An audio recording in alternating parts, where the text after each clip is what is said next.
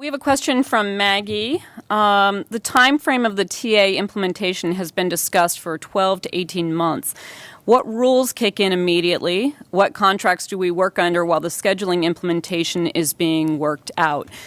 Kevin Lum, can you take that? Sure.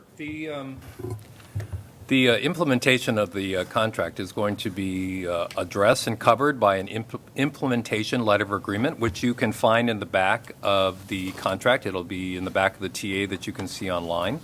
And it covers how the new contract is going to be put in place. Currently, pre-merger United Airlines flight attendants scheduling is handled on the Unimatic platform, and pre-merger Continental flight attendants scheduling is handled on a crew management system which sits on a platform called Cosmos.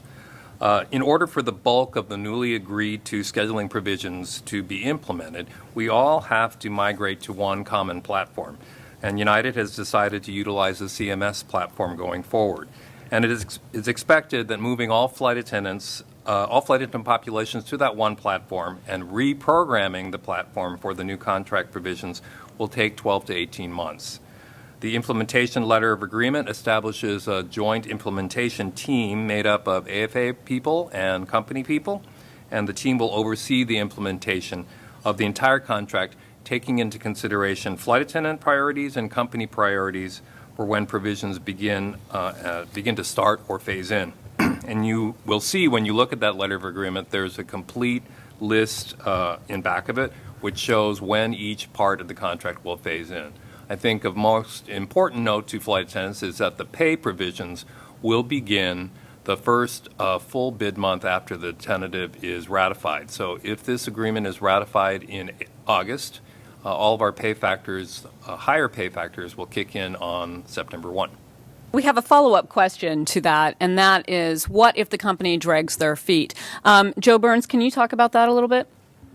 Yeah, there's really 2 points here. The first is that we negotiated language in the side letter of agreement that has union involvement in the process, as Kevin indicated, but also has a process that we can go to arbitration so we can have an outside neutral party make the determination of whether or not the contract is being implemented in a timely fashion or whether we have any disputes.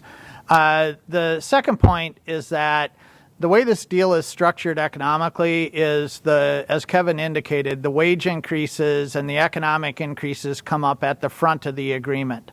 The company, in contrast, would get savings from the synergies of the merger only after the flight attendant groups are combined with the common crew management system. So the company has an economic incentive to move forward with the implementation, and the longer it goes on, the longer it takes them to get the synergies from having common pairings and so forth.